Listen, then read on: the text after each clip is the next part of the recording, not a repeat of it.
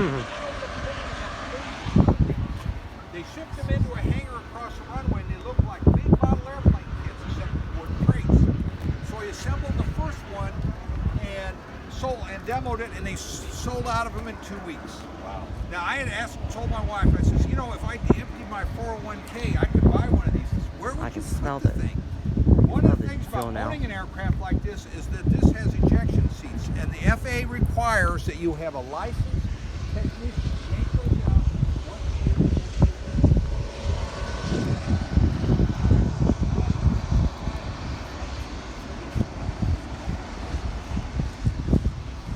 Now the aircraft behind you, I gotta make sure you have time to go through the museum. This is a Thud, an F-105 Thud.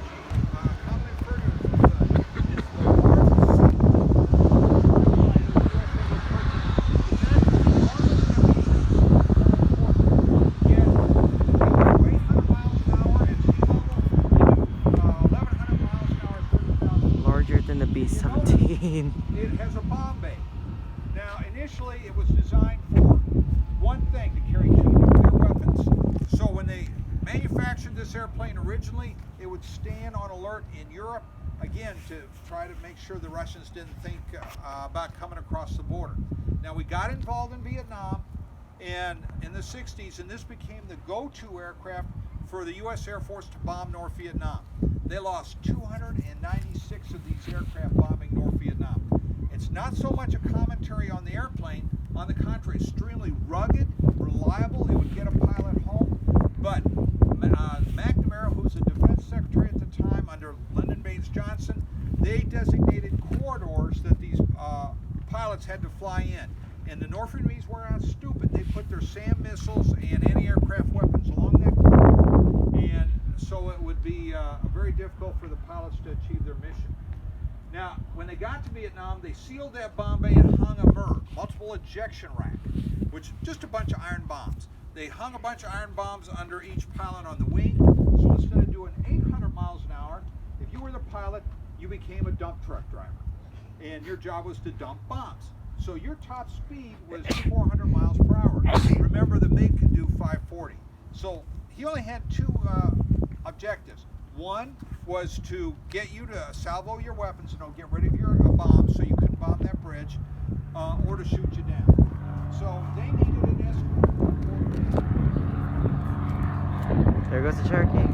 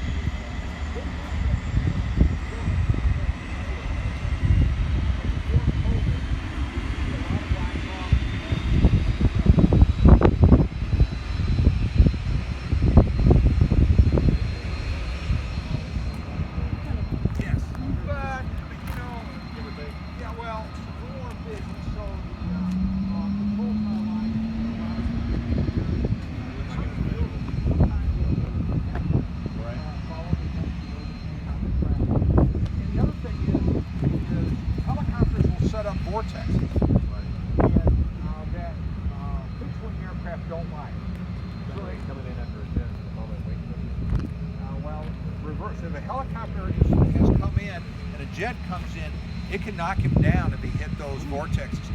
If you go back to the Paris Air Show, which is, they used to be absolutely huge, they lost some aircraft and they had to change the rules about the time between fixed-wing aircraft and helicopters. Right. This helicopter behind you, this is a Huey helicopter. If you've ever seen any videos or films on Vietnam conflict, this is synonymous with the Vietnam era. This type of helicopter really gave the Army mobility. They call it the air cab. This aircraft was manufactured by Bell Helicopters out of Grand Prairie, Texas, which is just southeast of Fort Worth. Piece of trivia, if you ever heard one of these fly, they got a real good sound on them. It's got a womp womp womp sound to it. That is the tip of the rotor blades breaking the sound barrier. If you notice where the engine is, we talked about the Choctaw Hammer engine in the nose. This has the engine up behind the rotor banks. This would set the precedent for all following helicopters. Think about it. Even the helicopter that just came in, which I think is a French design manufacturer. So all the helicopters that you see now have these up behind the rotor banks. The reason for that is the center of gravity.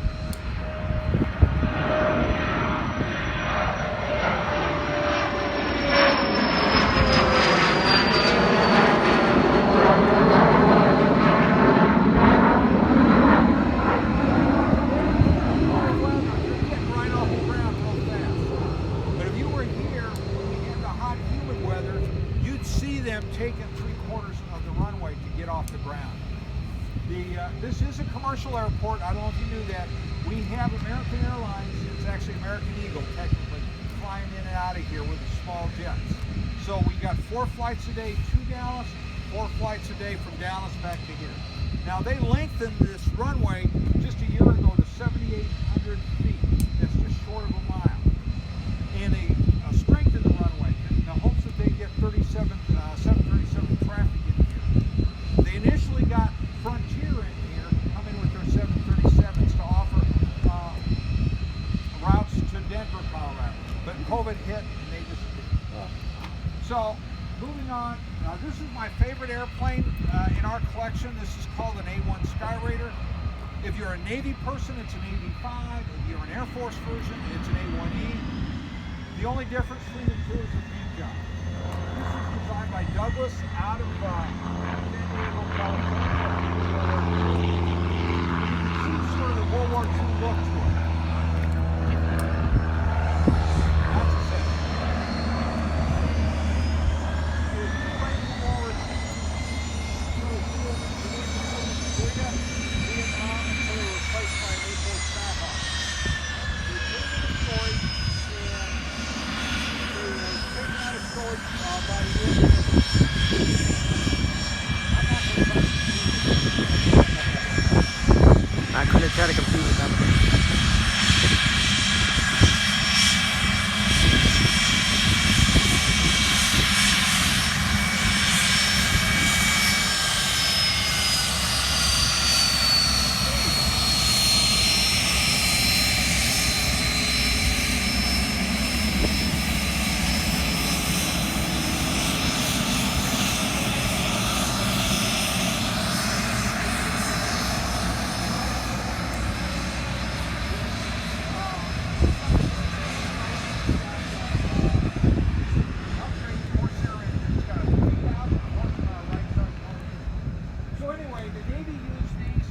They had 700 of them with this, what they call the back face or the greenhouse, and they made 2,300 with just a small bubble cannon.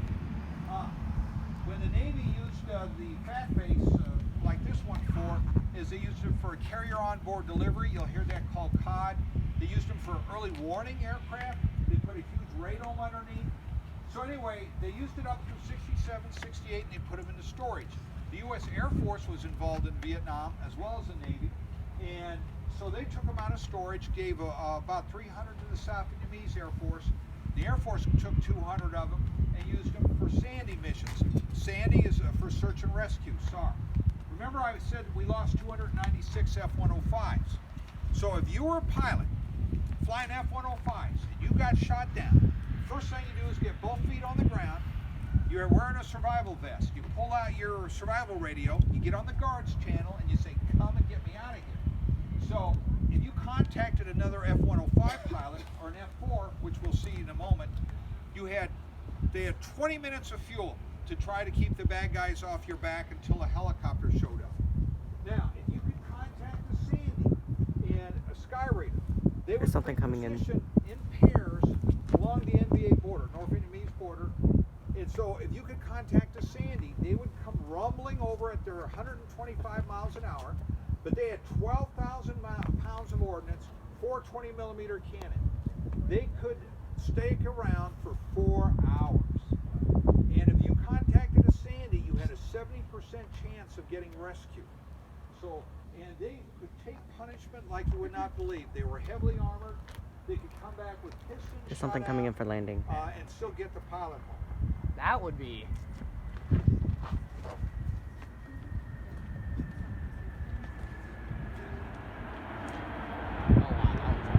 Ooh, it's a tri-jet. It's a tri-jet. Looks like an assault.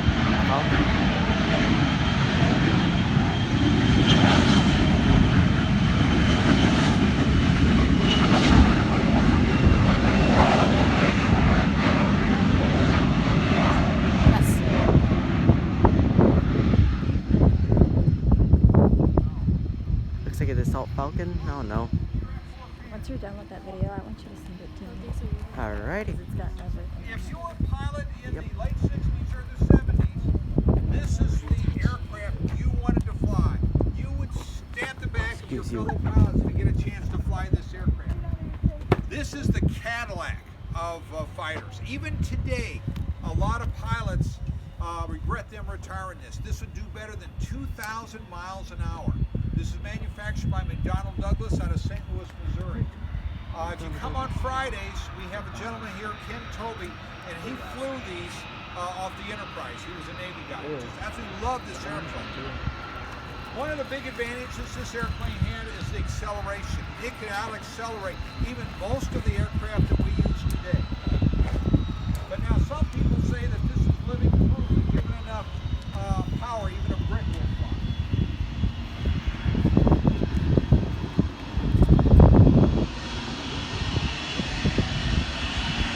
Wait. I see smoke out there.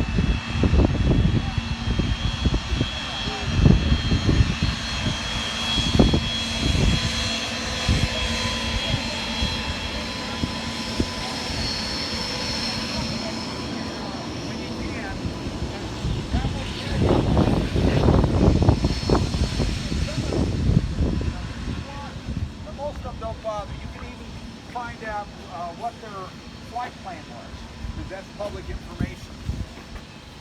You're right. So about 70 countries ended up flying this aircraft besides the United States. There's a what? There are 4 countries left flying this.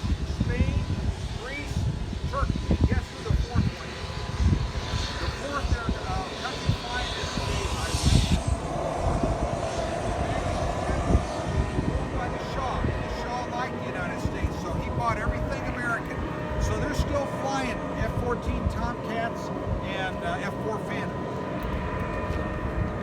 I don't know about you, but I saw some smoke out there. Incoming. Or rather, outgoing. Bye-bye. Hey, Farmer.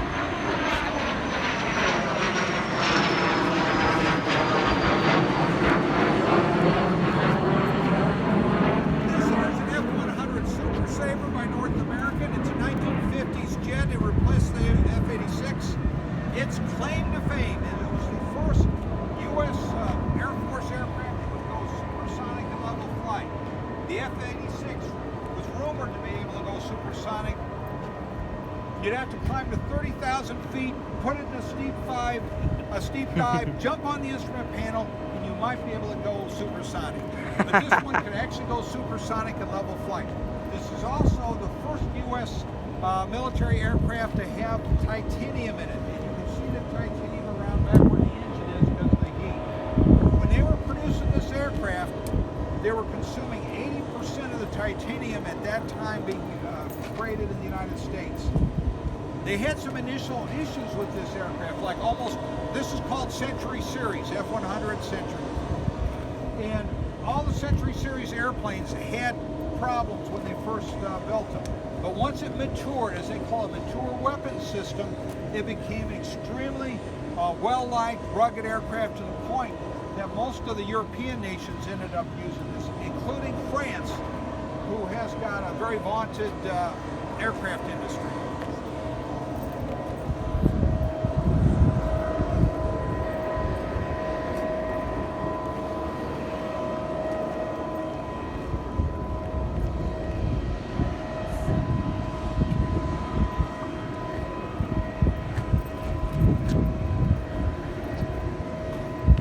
Yeah, I think that helicopter's starting up. This aircraft right here is an F-9F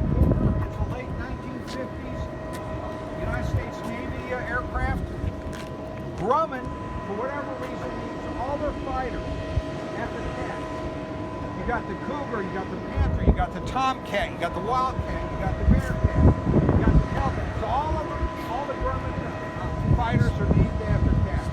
Where we got this aircraft is, this is what they call a plane on a stick, plane on a pylon, out in the open airport. Out expanding the airport,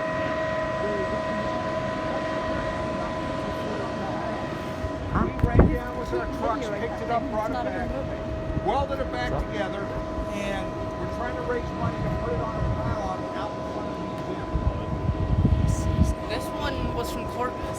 Yes. No wonder it's because I've seen that before. Now, if you ever see the movie, The Bridges at Topolrine with William Holden and Grace Kelly, great airplane movie, they flew Panthers. They're between a Panther and a Cougar. As they took the Panther had a straight wing like that T-33 over there. So they took one back down to the tree, put a little bit bigger engine in it, and they call it a Cougar. Now, this aircraft behind us, and then we'll get inside so you have some time. This is the F-111, nicknamed the Aardvark. This is out of General Dynamics at that time out of Fort Worth, Texas. This is the first variable geometry combat aircraft in the world. What does that mean? The wings go back, it goes fast, the wings come forward, not slow.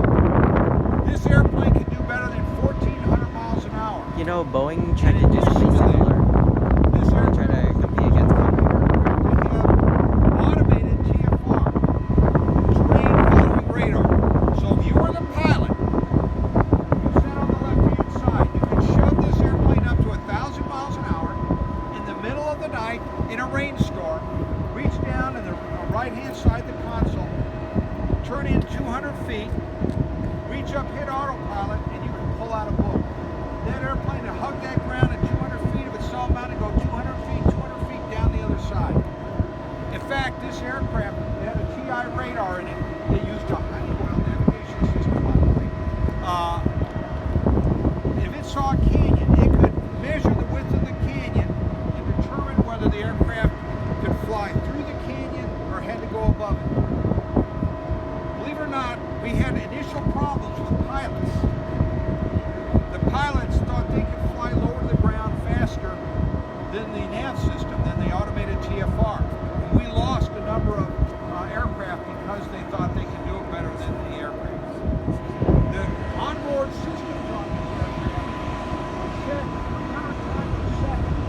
That TFR system, if it has error, it will automatically put it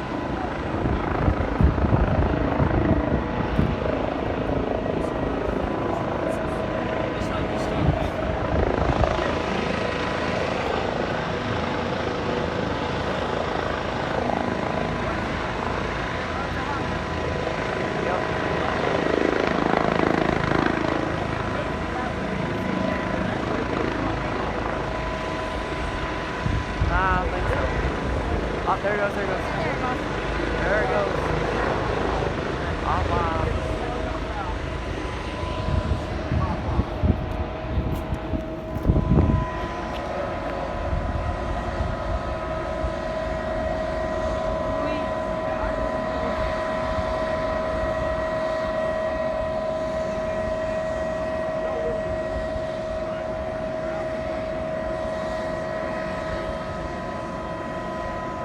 Now, one last thing before we go in. Most people don't realize that ejection seats are really only good up to about 450, maybe 475. If you're ever in a car and you're going down the interstate about 70 miles an hour, you put your hand out the window, you feel like it'll blow it off. Now blow it backwards. If you're a pilot and you eject over 450 miles an hour, it'll literally blow your head off.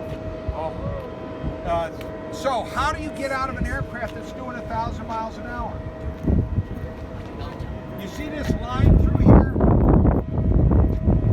Oh, the entire cockpit ejects. The entire cockpit, you're right.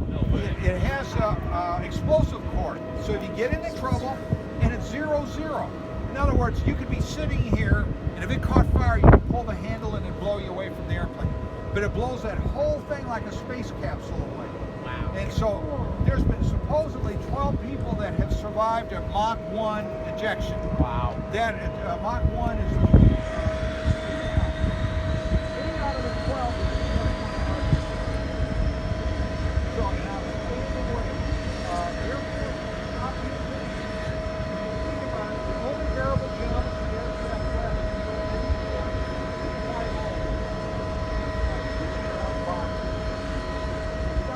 B1 bomber. now, variable geometry is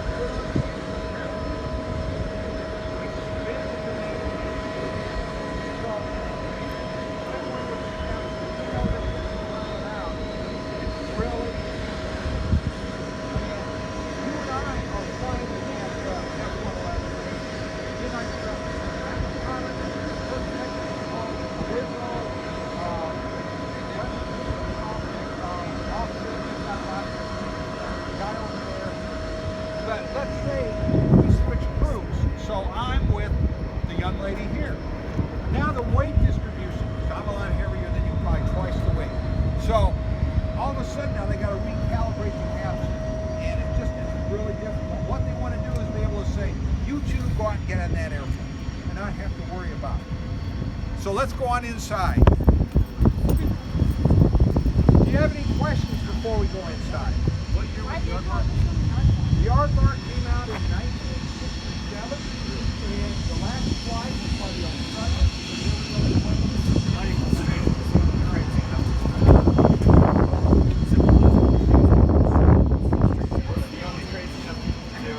Hello! Yo. Up in there. You can see right through it. I dare you climb.